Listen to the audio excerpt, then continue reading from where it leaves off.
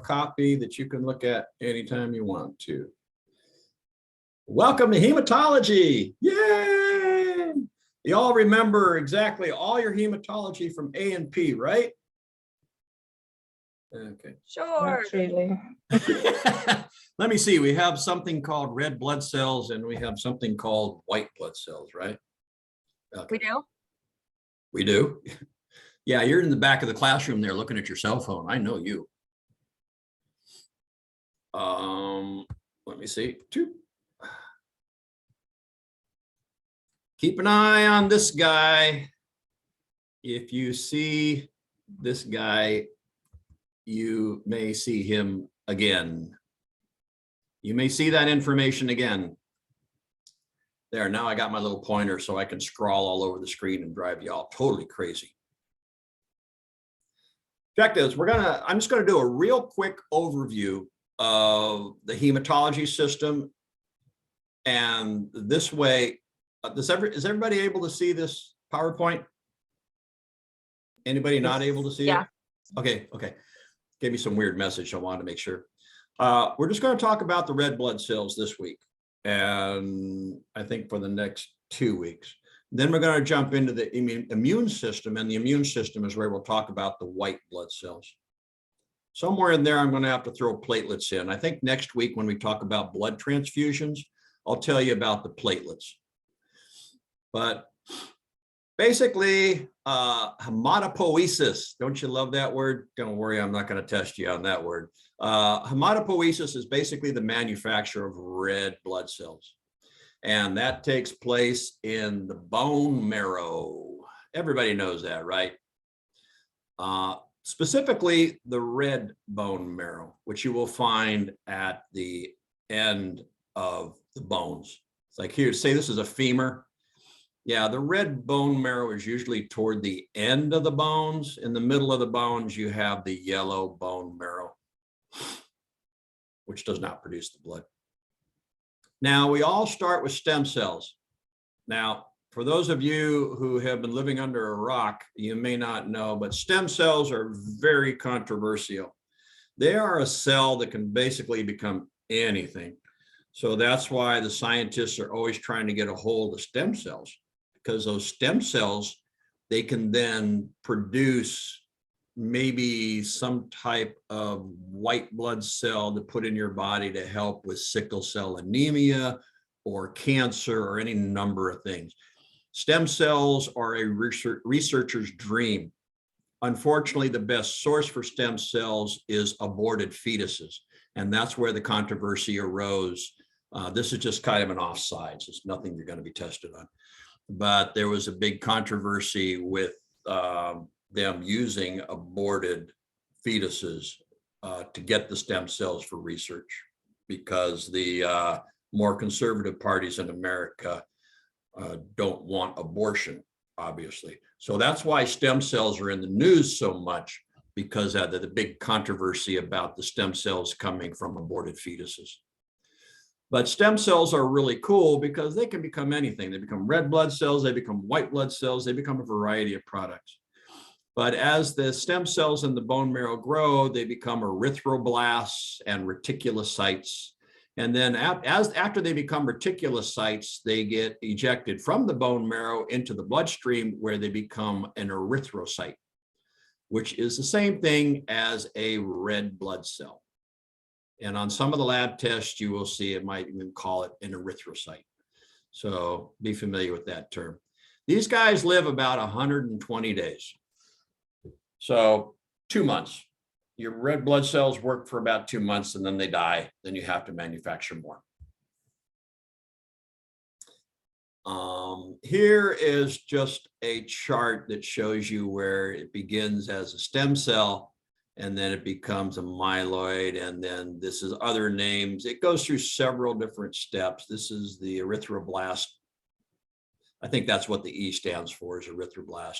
Then it becomes a reticulocyte, gets bumped out of the bone marrow, and it becomes a red blood cell. But as you can see, that stem cell becomes the macrophages, the neutrophils, the white blood cells, the lymphocytes. They are amazing. The body is amazing, which is why I went into medicine.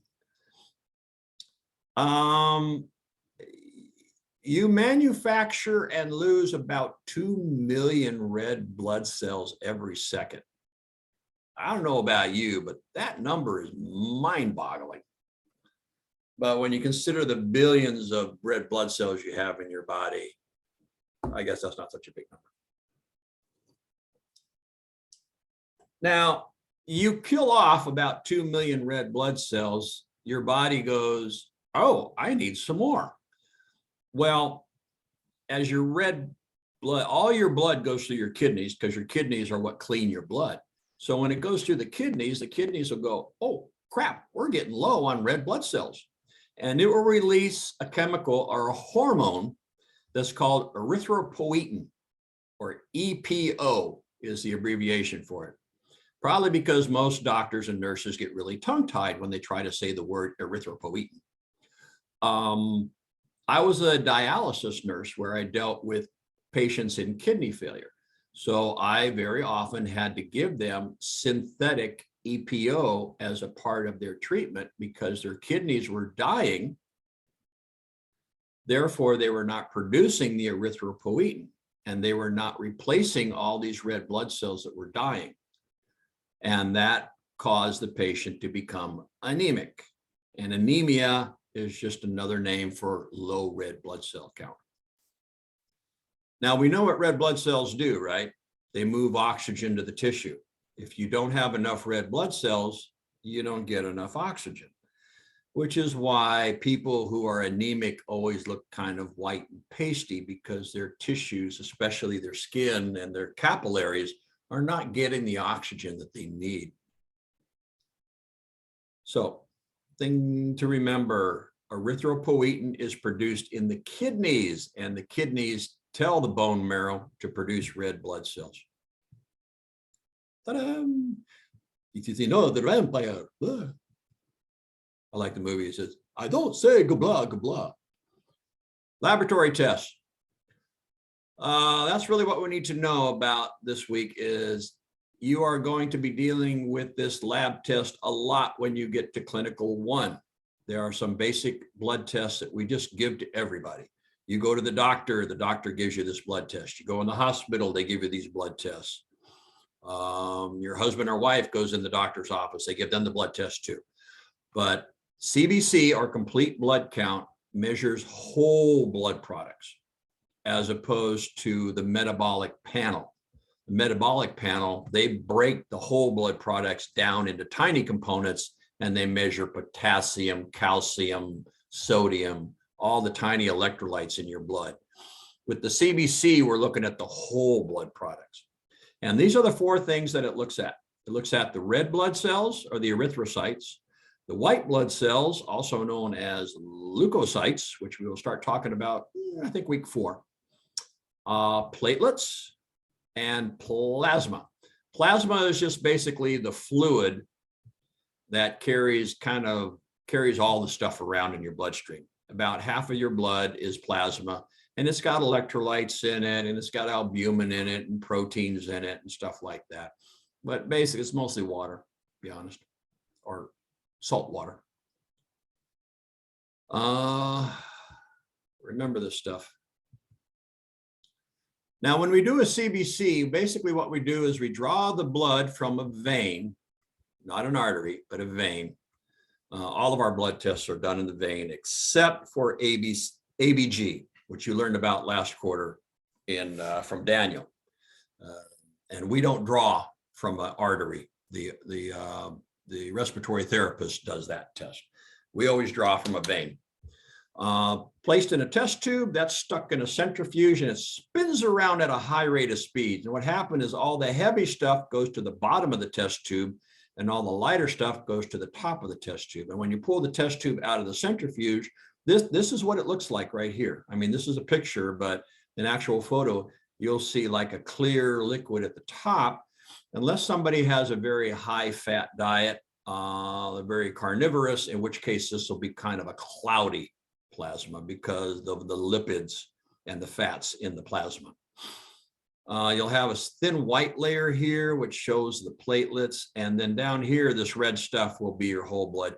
As you can see, almost half of the blood is red blood cells, and most of the other half of it is plasma. Leukocytes and platelets are a very tiny amount, less than 1%. So your blood's about half and half. They then separate these components and they test them each separately.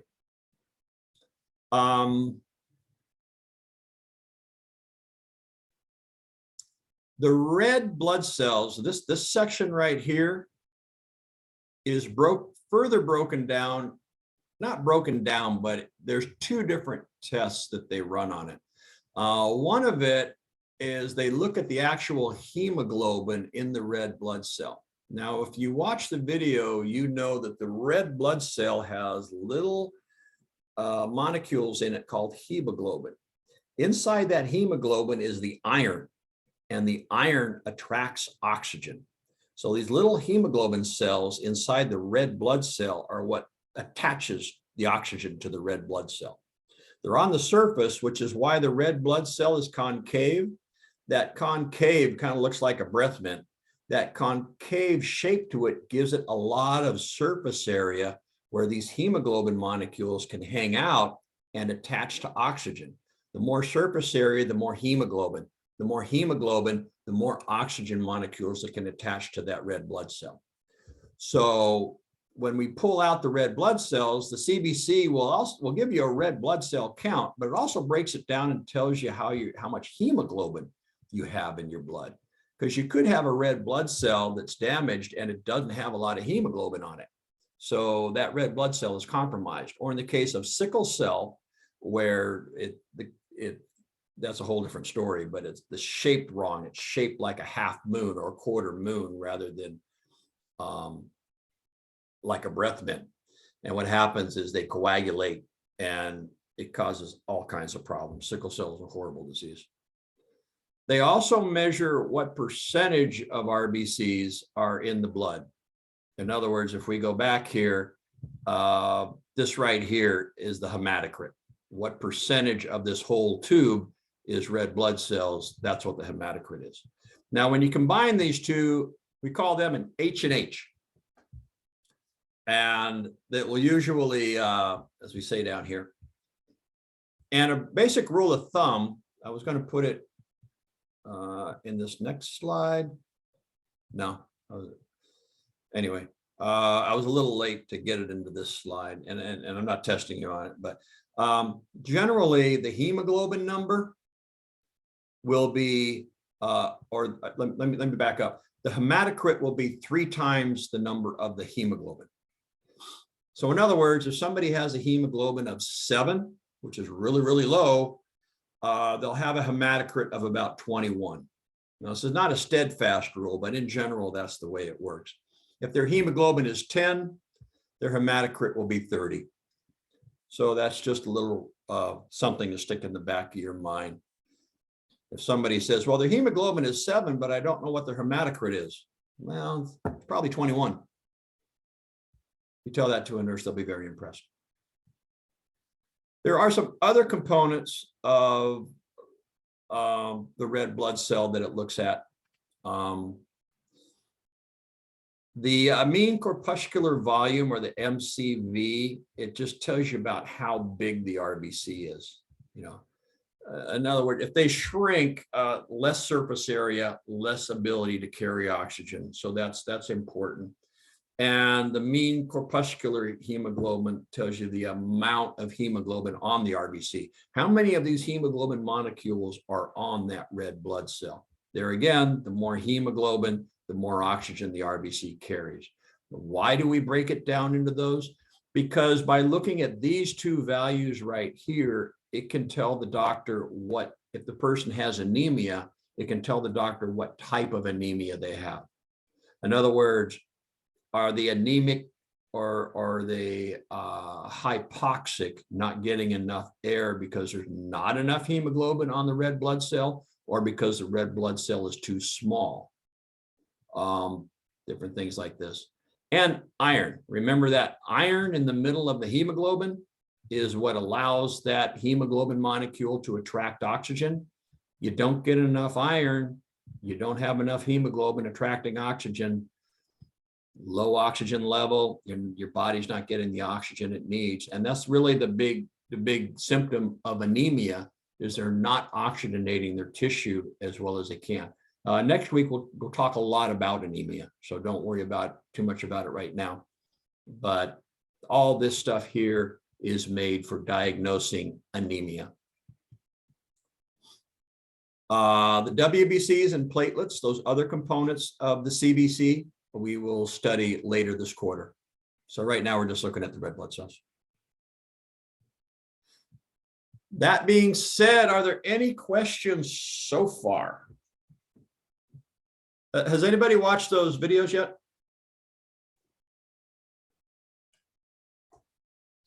I haven't. No. They're funny. They're fun. They're a really good review. Although if you remember all this from A&P, you may not need to watch the videos, but I would highly recommend you do. Okay, let's look at the values of that test. Red blood cells run basically 4.7 to 6.1 million per microliter. Don't worry about memorizing the type of test. Don't waste your time trying to do that. Although the general numbers you may want to kind of have in your head. RBCs are basically going to run from about 5 to 6 is just a good way to look at it. The reason I say generally is because every lab has a different normal value. And when we get to clinical 1 and we start talking about the labs your patients are going to get, I will discuss that issue. If you go to LabCorp, they're normal for males for RBCs, maybe 4.5 to 6.0.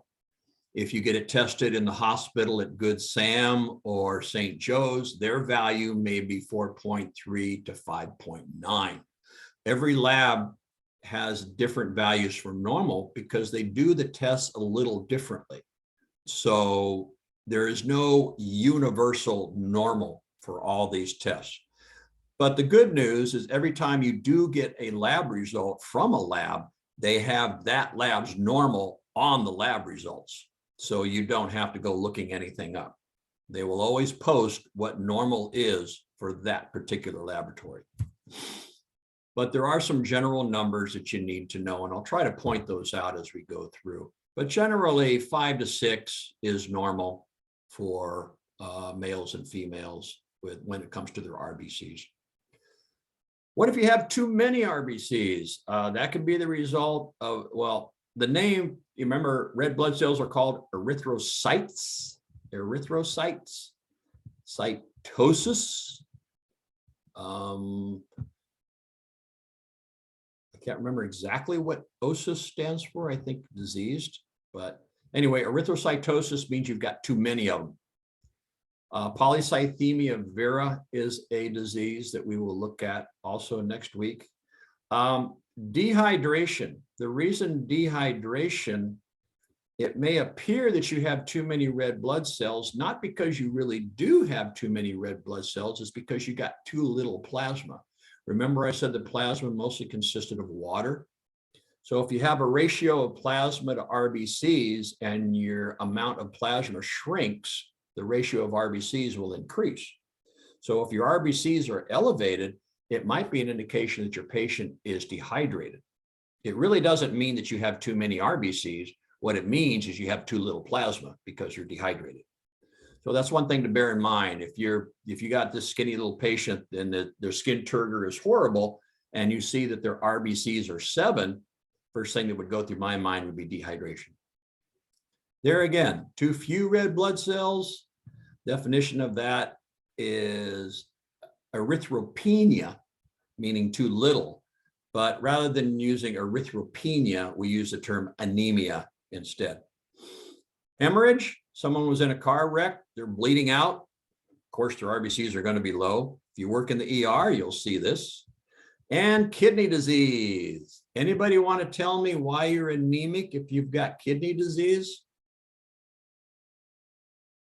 The kidneys can't filter the blood or clean. EPO. It doesn't Bingo. produce. Who said that? Maya, did you say that? Yes. Maya, you got it right. Kidneys aren't producing erythropoietin. Your blood is dying at 2 million cells per second, but it's not making 2 million cells per second. So you end up with a deficit. So we have to give that person some EPO. Very good. You get a silver gold star for that. Okay, hemoglobin. You remember hemoglobin measures the amount of hemoglobin on the red blood cells, the little element that actually holds the oxygen. Males 14 to 18, females 12 to 16. You'll see the female RBC numbers are lower than men. Men generally produce more testosterone. More testosterone produces more muscle mass, more body weight. You produce more red blood cells, which is why the males generally have more red blood cells than the females do because of the testosterone. Osis is a condition, abnormal condition. That's what I was looking for. Thank you. I appreciate that. Abnormal condition of the red blood cells. There again, normal is going to differ from lab to lab, but basically somewhere from 12 to 14 to 18, 12 to 18 is a good number to remember or just to kind of have in the back of your head. Too many, erythrocytosis, dehydration, just like I explained before. We have a newcomer here.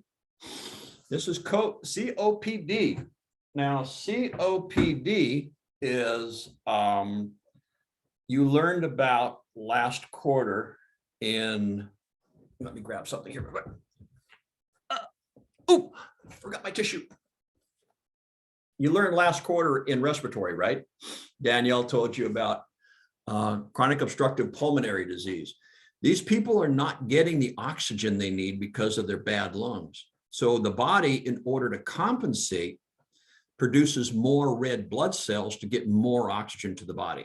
So if somebody has COPD, you will see higher levels of hemoglobin in their body. They'll produce more hemoglobin. Too few, again, same thing. Anemia, hemorrhage, kidney disease. We'll look at the different types of anemia next week.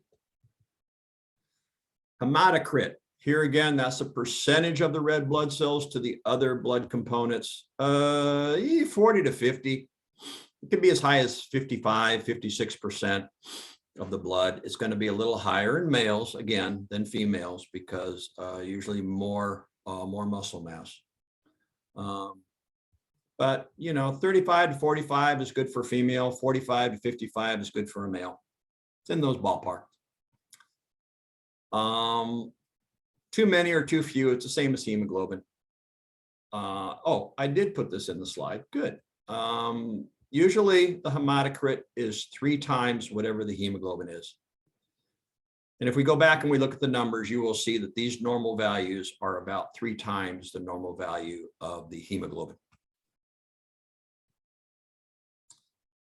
There again, those other ones that I told you about, the MCV and the MCH, here are the normal values. Don't stress too much about memorizing those. I don't have them memorized. I have no idea what the normal values are when I walk in the hospital, but they are posted on the lab results so I can look at it. Now there again, MCV, the doctor looks at the MCV is too low. That will indicate iron deficiency anemia. Now, again, I was saying these labs are good to help the doctor identify what type of anemia the patient has. And same goes for MCH. Now, there's a little more involved in those, but we're not going to go into it. That's the doctor's job. What does MCV and MCH mean? Let me go back because it's hard for me to remember. There we go. Mean corpuscular volume and mean corpuscular hemoglobin. Now there again, the mean corpuscular volume, the MCV, is how big the RBC is, and the MCH is how much hemoglobin is contained on that RBC. So how big it is and how many hemoglobins it's got on its surface. So don't worry too much about memorizing that. I'm more concerned that you know about the RBCs, WBCs, platelets, and plasma. Iron is important here because iron is that one little iron molecule contained inside the hemoglobin that helps connect the oxygen to the RBCs. If you don't have enough iron in there, you don't have enough hemoglobin, you're not getting enough oxygen. So up here, the MCV, iron deficient anemia. Another indication the doctor might look at is their iron level and see what that is to tell you whether or not the person has iron deficient anemia. I'm just kind of showing this to you. Notice there's nothing on this slide that's highlighted, so don't worry about committing any of this to memory. This is more for your information. So when you get to clinical one and you're looking at the person's CBC and you look down and see MCH is 22, you go, what the heck is an MCH? You'll know. Something I want to emphasize. Let's go back up here. Person has an MCV of 50. Ooh, that's bad. What happens is the lab is checking the values, and the lab will actually call to the floor and say, I need to talk to the nurse who's taking care of patient John Smith. I have a critical value. So the charge nurse or whoever answers the phone will say, hey, Samantha, come on over here. You got a critical value. And the lab will tell you your MCV is 40. Who am I talking to? You tell them, oh, this is Samantha. And they go, okay, thank you. They have now passed the baton to you. You are now responsible for that critical value, and your job is to report that critical value to the primary care physician, the doctor who's taking care of that patient. Don't let that fall through the cracks. If it does, you can get in a lot of trouble. All critical values from the lab must be reported to the tending physician. Now, if there happens to be a hospitalist there on the floor, you can talk to them. It just must be reported to a higher level of care, which is the physician. You'll get used to that. You get those all the time. And you have to call the doctor and they say, yeah, okay, I got it. The doctor, he may know it already, or he may not be surprised by it, or it may not, he doesn't really care, or it may be something, oh crap. For example, you get a hemoglobin level of 7. That's bad. You call the doctor, he goes, oh God, that's bad. Okay, go ahead and get a type and cross on the patient. We may have to transfuse them with some blood. And he'll give you some orders to do a type and cross on the patient, and you will order some blood from the blood bank and you'll go from there.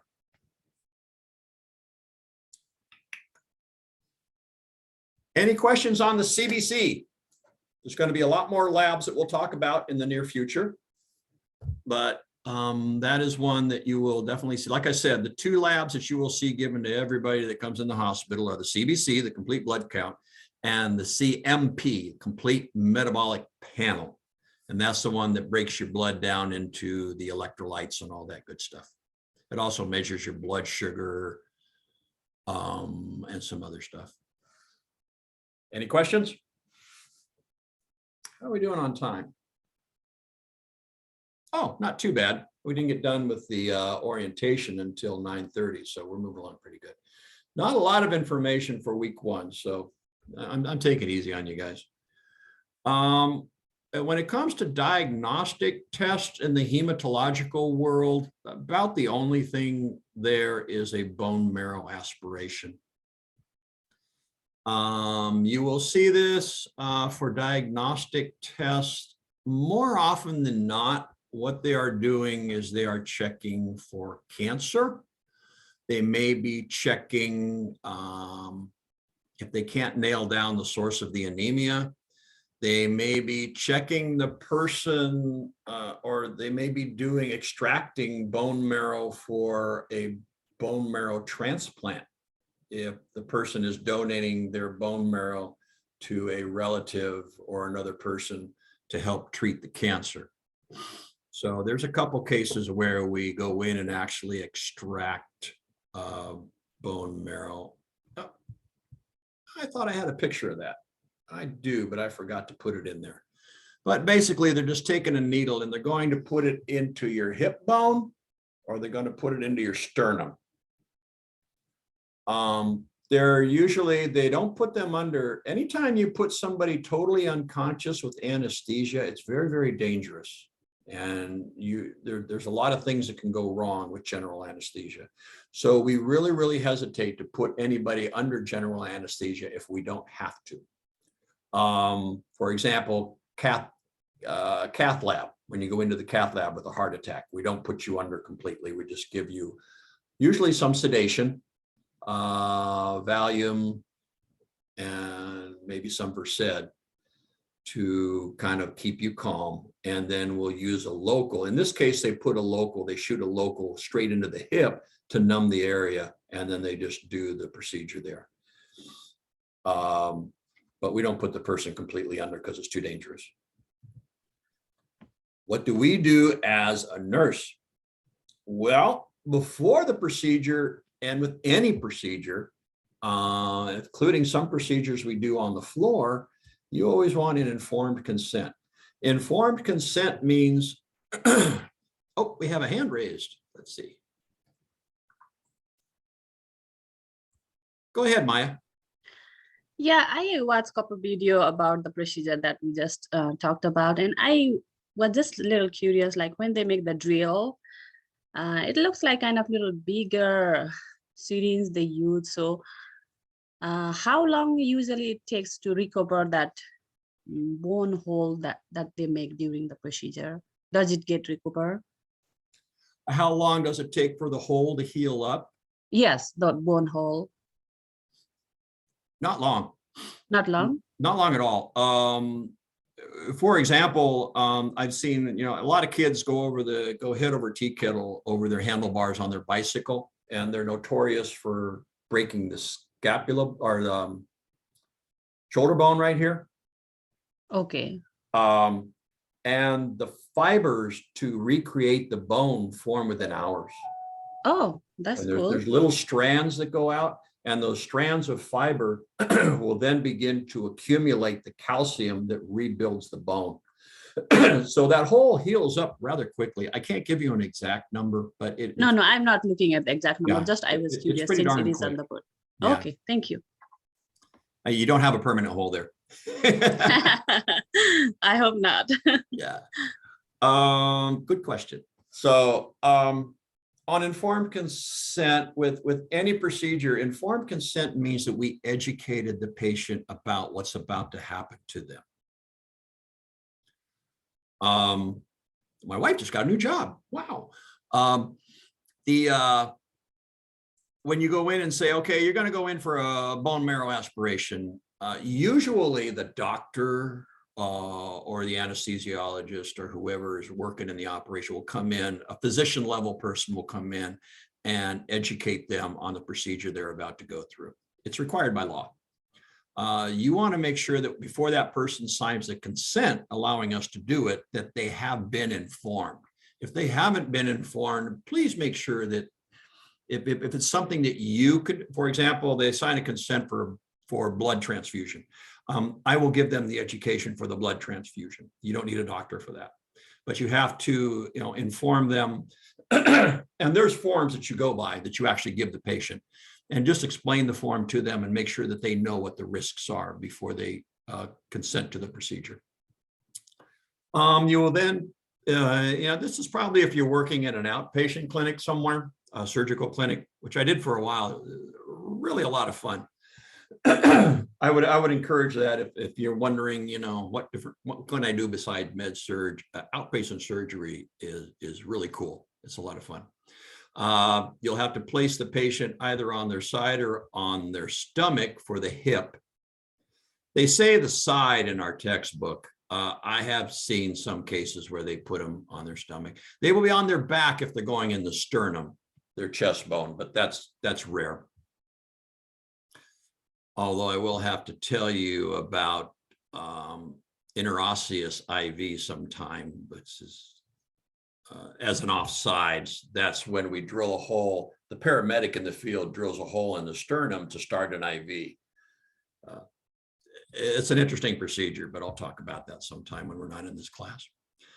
And education. We want the patient to be, we want him to know that he's going to be under a local. He's not going to be knocked out.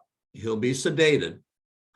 And they will put a local anesthetic, lidocaine or whatever, in the area where they're going to pass the needle. And he's going to feel a little pressure and a little pop when the needle goes through the hip. Usually a pressure, hopefully not too much pain, but I get different accounts on how much pain they actually feel. So you want to be sure that, that you're able to do this stuff with the patient. During the procedure, you might be present. He may have you give the Versed or the Valium to the patient in pill form, or he may have an IV. They may give him some IV.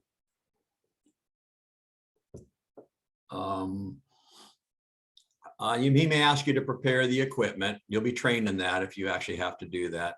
The important thing about preparing equipment and the procedure is, as a nurse, the doctor is focused on the procedure. You as a nurse are in charge of the area. For example, if you ever become a circulating nurse for surgery, you probably will not be standing next to the surgeon handing him a scalpel. They have surgical techs for that. As a charge nurse or as the circulating nurse in the operating room, it's your job to make sure that people stay sterile, making sure nobody steps into the area they're not supposed to, make sure that nobody bumps into somebody who is sterile, make sure that the stuff, and you cover this in fundamentals, right? Maintain a sterile field. I cannot emphasize enough to you how important that is, because you will be dealing with that a lot. Sterile wound dressings, many other procedures you'll be doing. You have to maintain a sterile area. Afterwards, you just poked a hole in somebody's bone. So of course you're going to want to put some pressure on that site and make sure there's no bleeding. It's amazing how vascular bones are. You know, we don't think of a lot of blood coming out of a bone, but now in the center of the bone where you have the yellow bone marrow, you probably won't. But if you break something near the ends of the bones, you can get a lot of bleeding, because that's where the red blood cells are made, or all blood cells for that matter.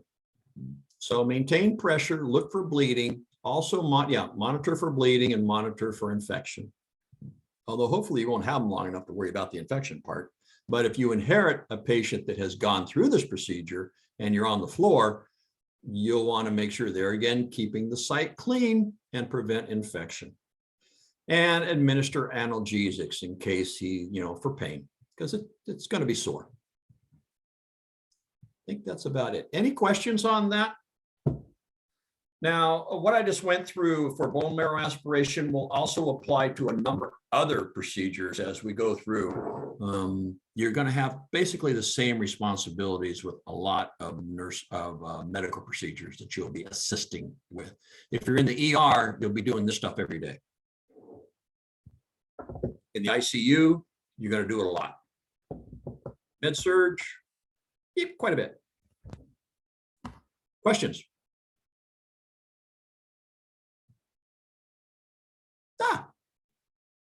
Who can tell me that that is? That's grandfather from the Herman Monster, and I forgot the The Munsters. okay. Yeah, Go on. right. Good job. Telling my age. Yeah, I was going to guess, but I figured it better not. This really shows my age too. Any questions on any of the stuff I covered? Do I need to go back to any slides at all? Show anybody anything?